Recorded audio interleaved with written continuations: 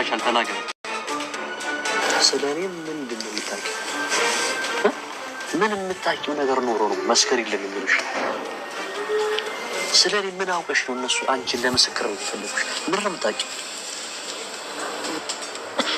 ምንም ዝና ምንም ይኸውልሽ ማለት ዛሬ አንላቀቅ ስለቀረው ሰው ነው እንዴ እቺ የመሰለሽ ልጅ መስዋዕት የምናደርገው ዝና እስኪ ዛሬ አብረኝ ይደር አንቺ ልጅ ለምንድን ነው የምትፈታተኝ እኔ የምወዳት ልጅ አለች ምንም አያስጨንቅም አይዞህ ዝና ሀገሩን እያመሰ ነው መሀልትም ከቤት ተባራለች ለፈራው ነው አብረኝ ይደር ያልኩ አንቺም ወንድነቴን ጥያቄ ውስጥ አስገባሽው እንዴ ግሬሎን ጥያቄሽን ተቀብያለሁ ማታ እዚሁ አብረን ነው የምናድረው ዝናና ካሌብ ከነግብረ አብሮቹ ወደ ወይኔ ይወርዳል አዲስ አልበም በትልቅ ፕሮዳክሽን እንደምታስመርቅ ቃል ገባለህ ቤት አባረው እንዳስወጡሽ የማምንሽ መስከሪ እንዳለ ሰላም ቤተሰብ እንግዲህ የዛሬው ድራማ ደግሞ ለየት ያለ ነው እንግዲህ ተከታታይ ድራማ ነው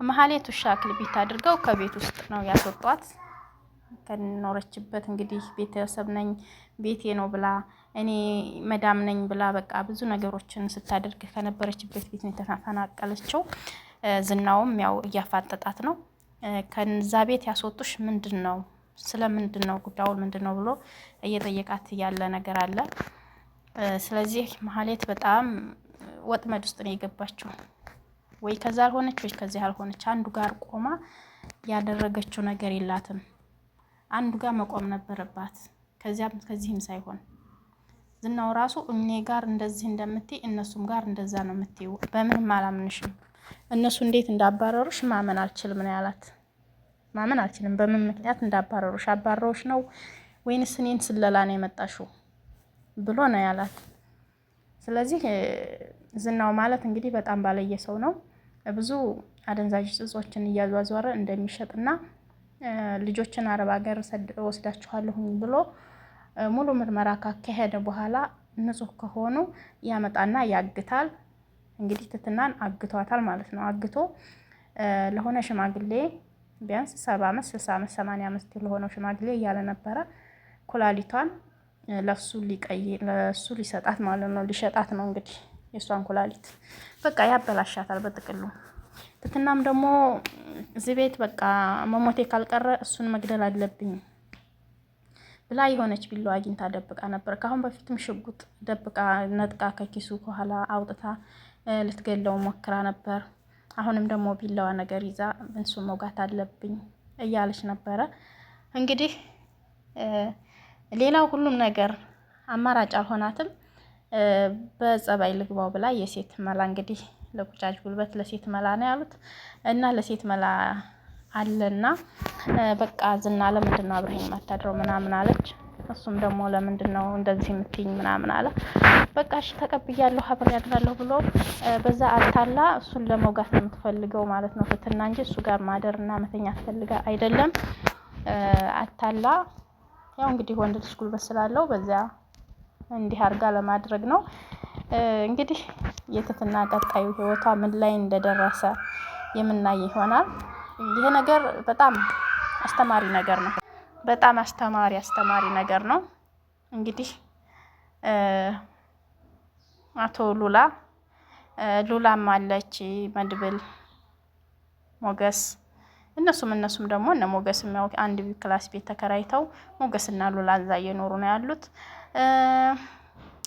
መድብልም እንግዲህ እንዋጋዋለን አቶ ሞገስ እስከመጨረሻው ድረስ እስተነግብራ አበሮቹ መቀመቅ መግባት አለበት እያለ ነው እንግዲህ ማለትም ስላስፈረመ ብዙ ኢንፎርሜሽኖችን ስለሰበሰበ ስለዝናው እነሱን እንግዲህ ፍርድ ቤት ወስደው ይከሱታል ማለት ነው ሲጀመርም እኔ እንጃ ብቻ መሀሌትን በጣም ነው እንትን ያላት መሀሌትን በጣም ይዝናው ማለት ነው በጣም አጥቆሮ ነው ያዛት አንቺ መኖር የለብሽም እዚህ ግድም ይሄን ነገር ማታወቅሽ ስለኔ ምንድነው ያሉሽ ምናምን በቃ ብዙ ነገር ነው እየጠየቃት የነበረውና ጠርጥሯል ጥፋቱን የሰራውን ነገር ሁሉ የሚያደርገውን ነገር ሁሉ እንዳወቀችበት ነው የነቃው ማለት ነው እና አሁንም የተላክሽው እኔን ለመሰለል እንጂ አንቺ ሌላ ምንም ነገር የለም እያለ ነበረ። እንግዲህ ቅድስቴም ከብሩክ ጋር አብረው ሊኖሩ ነው። የምሳሌ እናት ልትሆን ነው። እንግዲህ የእናቷ ናት። በሰዓቱ እናቷ የነበረችው እህቱ ማናት ወይዘሮ እንትና ነበረች ማህሌት ያው ብዙ ነገሮችን ስታደርግ አልነበረ ምሳሌን አልተሳካላትም። ከቤትም ወጣለች። ብዙ ነገሮችን እነሱም ይዘውባት ነበረ። ብዙ ነገሮችን አሲረውባት ነበረ።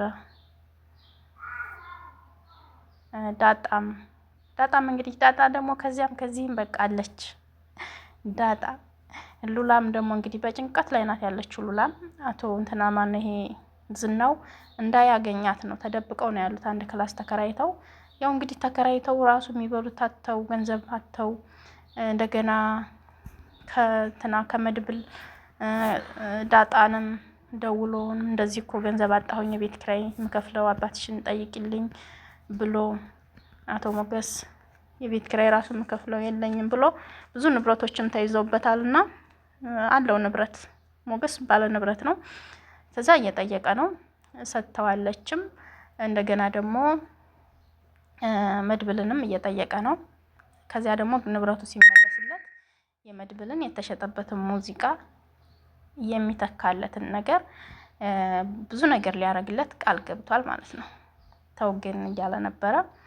እንግዲህ ይሄን ይመስላል። ወይዘሮ መሀሌት እንግዲህ ከዚህ ድብልልቅ ያለ ህይወት ነው ያለባት። በተለይ ዝናው እጅ ገባች ማለት ይሄ ዝናው ማለት ይሄ በጣም መጥፎ ሰው ነው ያስታውቃል።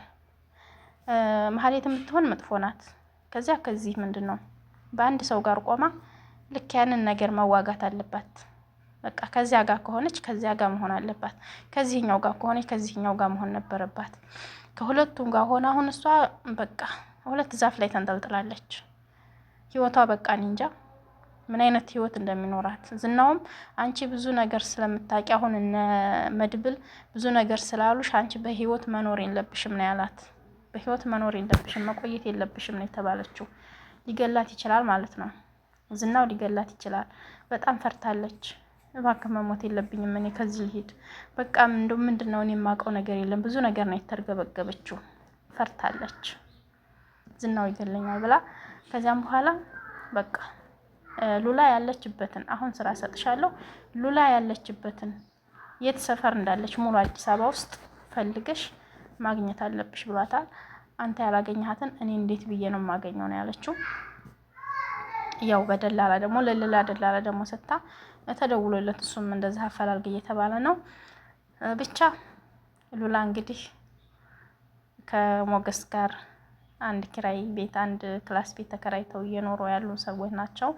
ያው እንግዲህ በጭንቀት ላይ ተጨናንቀው ብዙ ነገሮችን እያደረጉ ነው ያሉት። ስለዚህ ምሳሌ ድራማ ምሳሌ የእውነት ምሳሌ ነው። በቃ የእውነት ምሳሌ ማለት ነው። እንደዚህ አይነት ነገር ስላለ እንደዚህ አይነት ነገር ስለሚሰራ በቃ ትክክለኛ ድራማ ነው። ተከታታይ ድራማ ነው። ቤተሰብ ላይክ እና ሰብስክራይብ እያደረጋችሁ ለቤት አዲስ የሆናችሁም እንደዚያው እስከ መጨረሻው የምንከታተል ይሆናል። እንግዲህ የትትና ጉዳይ ነው ደግሞ ያሳሰበን። ትትና ምን ላይ እንደምትደርስ እሱን ይሄንን ምሳሌ ተብየውን ማን ነው እንትናን ዝና ተብየውን ምን አርጋ እንዴት ብላ እንደምታመልጥ ከሱች ቀጣውን ድራማ ነው ማየት የምፈልገው።